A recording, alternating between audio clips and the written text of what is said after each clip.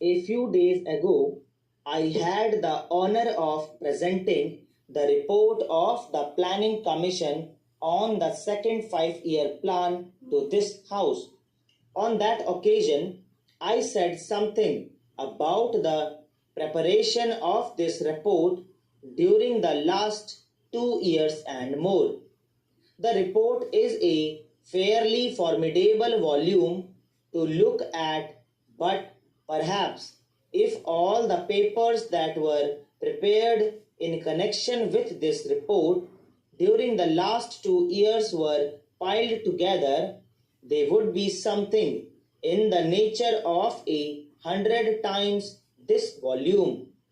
That, of course, does not mean that the quality of the work must necessarily be high, but I mention this fact merely to indicate to the House how much labor had gone, how much discussion had taken place before this report reached its more or less final stage. In a subject like planning, I do not know what honorable members of this House think, but to me, who is no expert but who has been connected with thinking and discussion about planning for the last many years, I found my own mind expanding and always fresh avenues coming into view, and there is no end to the process. And when I present this report to this House, I would call it in no sense a final report, but a report of the work done thus far. The work continues like the whole question of planning continues, like indeed the vast and varied activity of the nation continues. The book deals in the ultimate analysis is not with some theory but also with the activities of hundreds of millions of people in this country, and that is a tremendous theme to think about, and it is a difficult thing, and it has so many uncertainties about it because fortunately human beings are not made after the same model.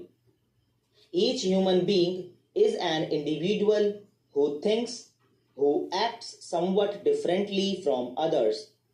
We have not, like an engineer, to measure the amount of steel or the amount of cement or something else that goes towards the making of a bridge or some other building. One can weigh and say exactly what the tensions and the strength are.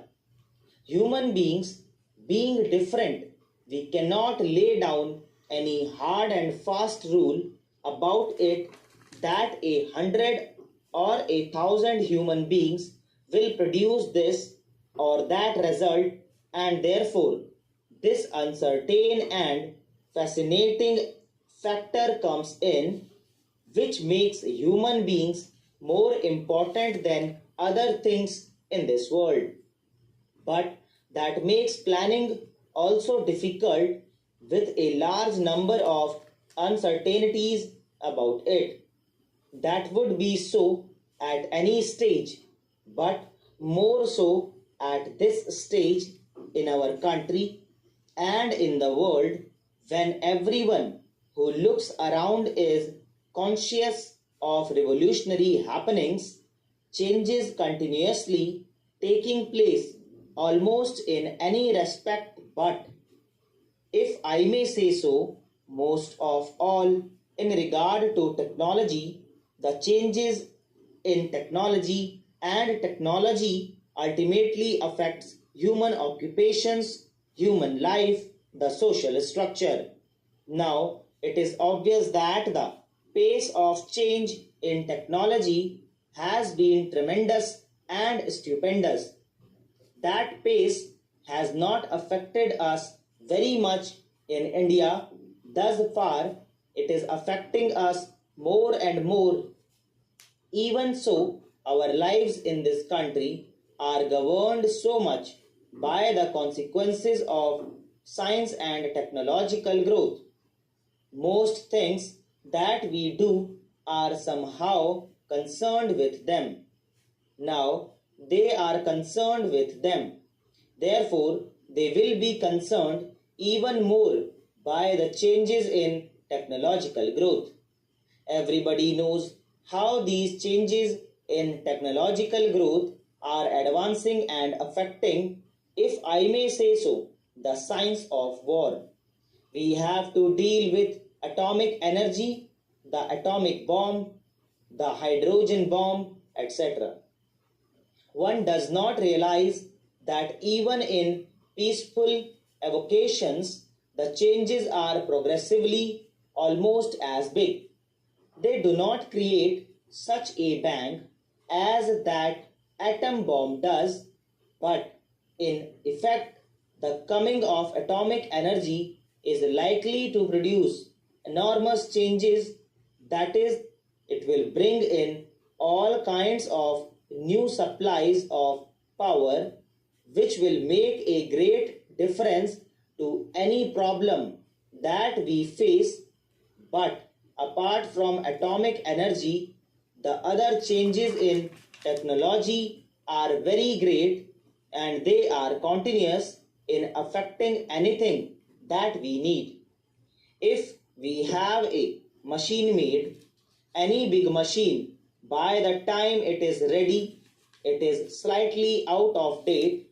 Something has taken place which is a little more advanced, a little more effective. Because of this, anything that we may plan is likely to be obviously affected by these changes and other matters long before the period of the plan is over. That is one major uncertainty. Then, of course, there are the uncertainties about our own resources, about the capacity of the human beings in this country as to whether we can devote our energies to this great and mighty task or fritter them away in arguing or in disputing or in quarreling about smaller things in this country. There is presumably a certain maximum quantum of national energy available. It may grow. Now, how much of that can we devote to this task of implementing a plan? How much of it will we spend in other ways which are not fruitful? How much of it in destructive ways and disruptive ways? All these are uncertainties, and we have seen even in the past few months enough of national energy being, if I may say so, with all respect, not only wasted but doing a great deal of harm to the sense of national unity, national purpose of working together. I am not going into the question of the merits of any matter, but it is obvious that we have to undertake a very great task because we start from somewhere near the bottom level of economic advance. Ours is a country which, in terms of per capita income, is very low down in the scale of other countries. We have evidence of technical achievements and there are many great schemes at work. दोस्तों इसी के साथ आज की तीनों dictation finish होती है.